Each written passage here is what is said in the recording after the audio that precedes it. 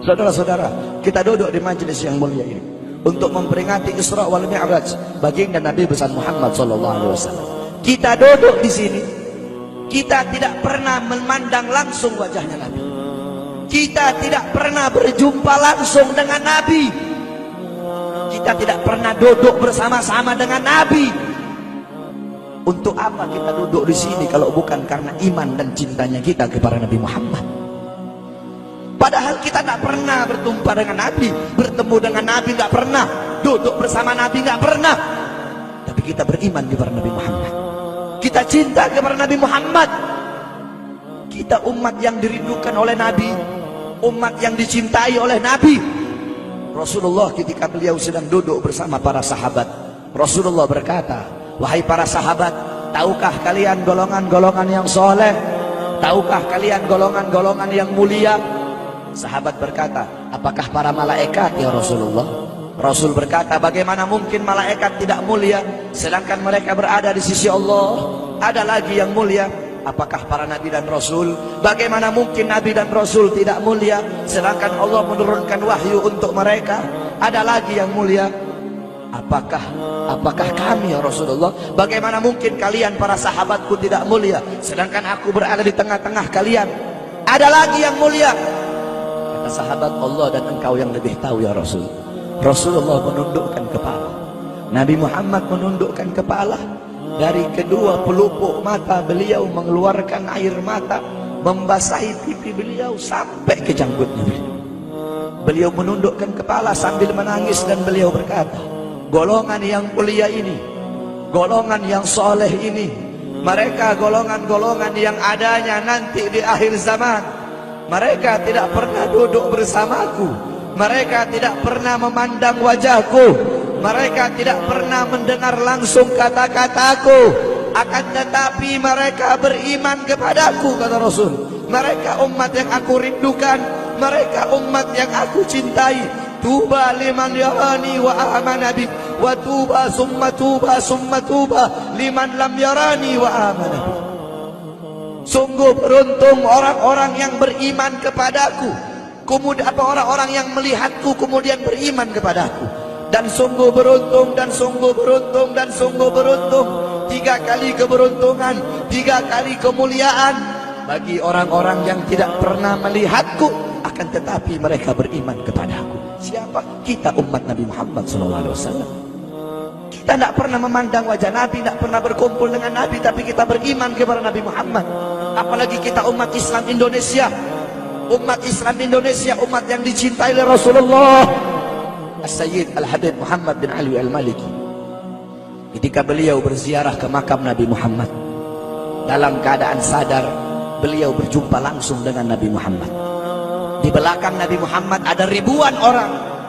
Habib Muhammad pun bertanya, ya Rasulullah, siapa yang ada di belakangmu ini ya Rasulullah?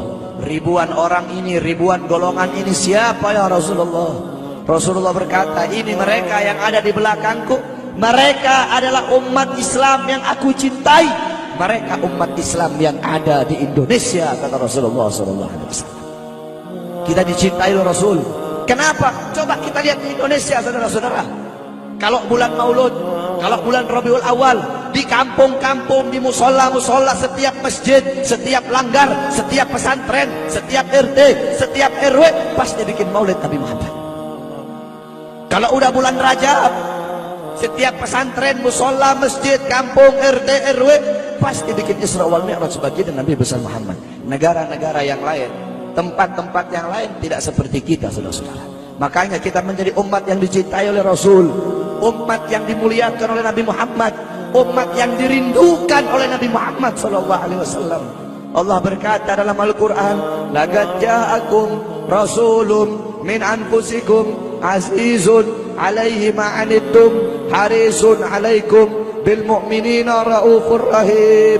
Hei sekalian umat manusia, yang kaya, yang muda, yang tua, yang muda, yang kaya, yang miskin, mulai pejabat sampai rakyat, ulama sampai umat.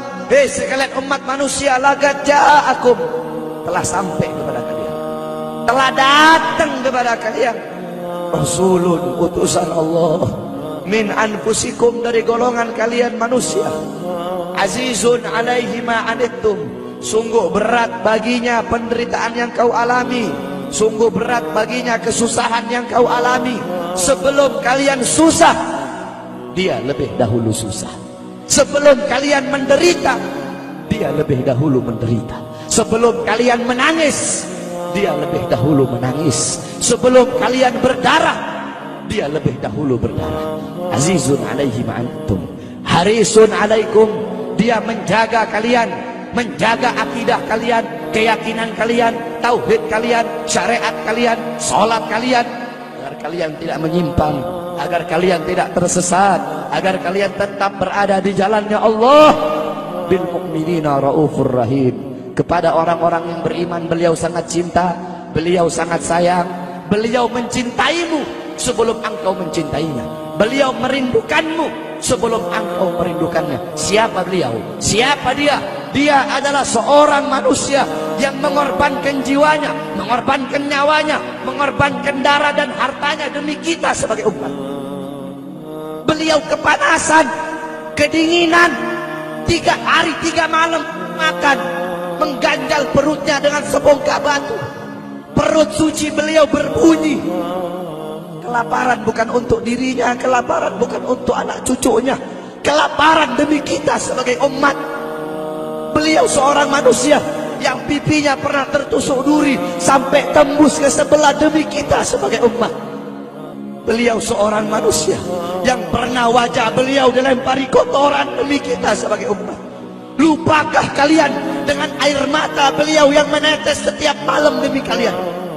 Lupakah kalian darah suci beliau yang menetes ketika berada di kota Taif, dilempari batu demi kalian? Ketika beliau pergi ke kota Taif, dahi beliau dilempar batu, darah ke beliau keluar. Ketika darah itu jatuh, ditampung darah beliau, ditampung darahnya. Sahabat berkata, ya Rasul, kenapa kau tampung darahmu ya Rasul? Rasul berkata, andaikan darahku jatuh di atas tanah Taif, penduduk kota Taif akan ditenggelamkan oleh bumi, sedangkan mereka adalah umatku. Luar biasa kasih sayang Nabi kepada kalian. Tetapi kita sebagai umat tidak tahu diri. Kita sebagai umat merusak sunnahnya. Kita sebagai umat melanggar ajarannya. Kita sebagai umat semakin hari semakin jauh darinya, meninggalkan pakaiannya, meninggalkan ajarannya, meninggalkan sunnahnya, meninggalkan kepribadiannya, meninggalkan akhlaknya, meninggalkan Al-Qur'annya. Rasulullah sallallahu alaihi wasallam yang dimana gal Sayyidina Ali karamallahu wajha, inna Rasulullah fi akhir nafsi harragat syafataihi marratain fa'algaitu sam'i fasami'tuhu yaqul ummati ummati فقبض رسول الله صلى الله عليه وسلم وقال لو كانت الدنيا تدوم لواحد لا كان رسول الله صلى الله عليه وسلم فيها مخلدا. Dari Sayyidina Ali karamallahu wajhah, ketika akhir-akhir detik-detik kematiannya Rasulullah, beliau mendengar, beliau melihat dari bibir Rasulullah bergerak dengan 2 kali gerakan. Beliau mendekatkan telinganya, mendekatkan pendengarannya, dan beliau mendengar Rasulullah berkata, ummati ummati. Faqubida Rasul, meninggal Rasulullah sallallahu alaihi wasallam.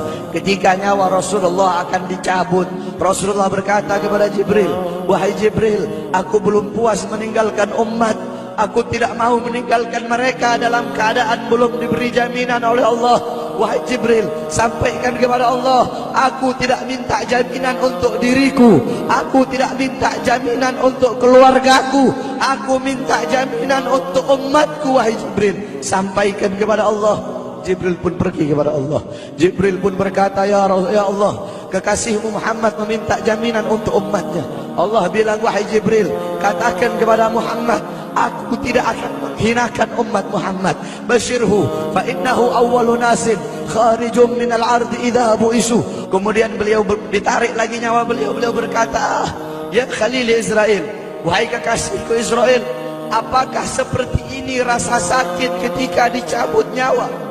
Israel berkata, iya ya Rasulullah, Seperti inilah rasa sakit ketika dicabut nyawa ya Rasulullah. Ya Allah, biar aku menanggung sakratul maut seluruh umat. Ya Allah, mereka tidak akan kuat, mereka tidak akan sanggup. Aku nabi mereka, aku pemimpin mereka. Biar aku menanggung beban penderitaan sakratul maut mereka ya Allah. Biar aku menanggung sakratul maut umatku ya Allah. Di mana kita sebagai umat? Apa yang telah kita lakukan untuk Nabi Muhammad? Nabi berkorban untuk kita di saat detik-detik terakhir nafasnya, tidak memikirkan rasa sakitnya, tidak memikirkan pedihnya, tidak memikirkan beratnya. Beliau memikirkan nasib kita sebagai umat. Kelak di yaumil qiyamah, ketika para nabi dan para rasul berkata, nafsi nafsi, nafsi nafsi, diriku sendiri, jiwaku sendiri, aku urus urusanku sendiri, aku tidak bisa tolong kalian. Ketika para nabi dan rasul, mereka tidak bisa menolong kita. Rasulullah Muhammad ibn Abdullah, Nabi Muhammad bersujud kepada Allah, Nabi Muhammad bertekuk lutut, beliau bermohon kepada Allah.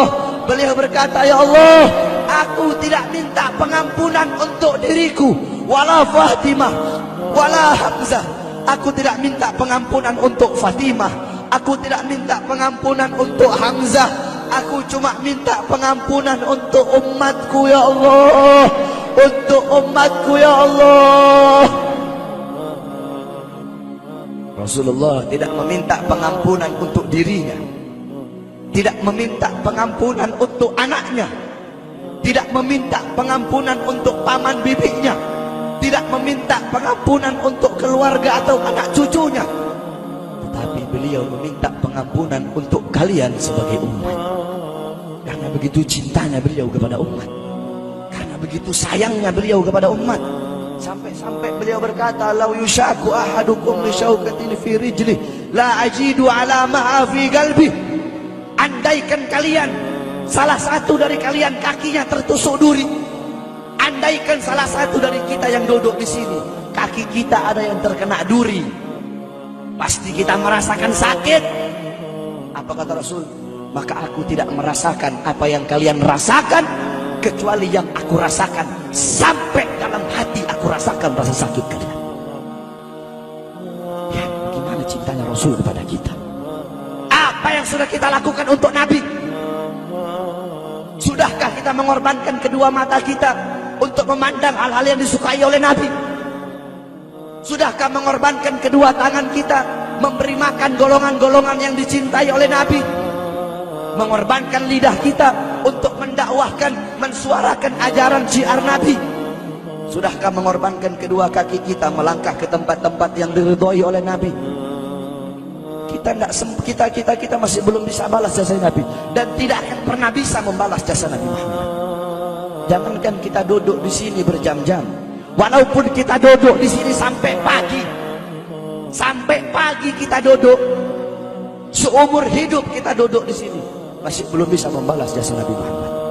Sekalipun kita merangkak, engkau merangkak dari rumahmu menuju makam Nabi, merangkak bukan dengan kaki, merangkak bukan dengan mata, bukan dengan tangan.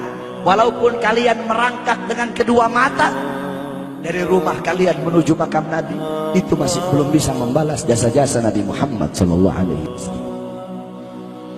Kita tidak bisa membalas jasa-jasa Nabi Muhammad. Kecintaan kita tidak ada apa-apanya. Apakah kecintaan kita lebih besar daripada kecintaan seorang anak kecil yang ada di zamannya Syekh Abdurrahman Ad-Dibai? Di zaman Syekh Abdurrahman Ad-Dibai, pengarang Maulid Diba, ketika beliau ingin berziarah ke makamnya Rasul, ketika beliau ingin ziarah ke makamnya Nabi, ada satu orang anak kecil ingin ikut berziarah. Maka kata rombongan, hai anak kecil, engkau tidak boleh ikut. Ini perjalanan memakan waktu berhari-hari, bisa 4 hari, 5 hari, bahkan sampai 1 minggu. Kau tidak boleh ikut.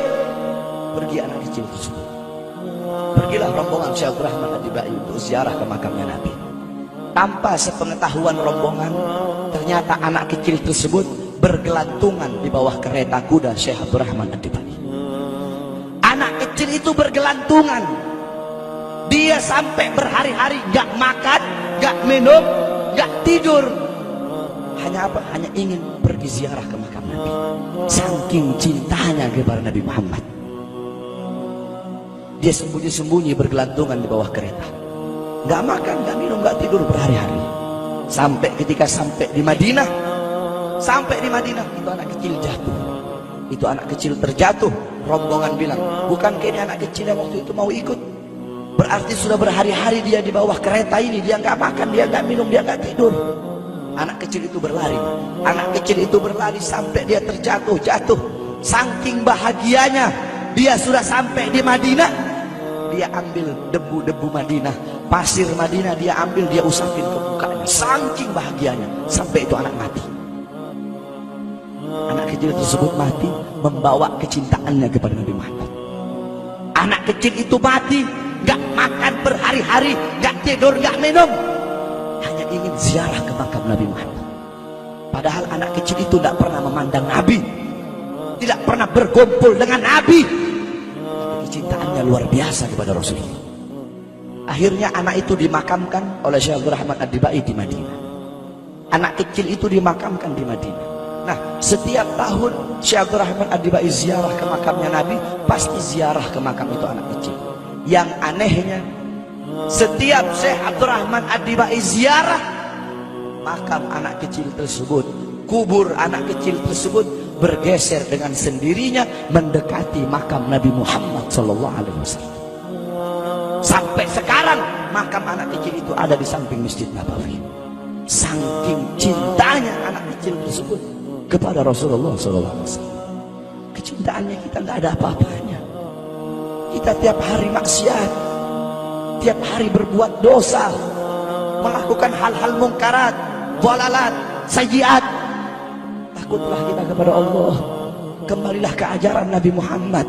Jadikan beliau sebagai teladanmu, jadikan beliau sebagai pedomanmu.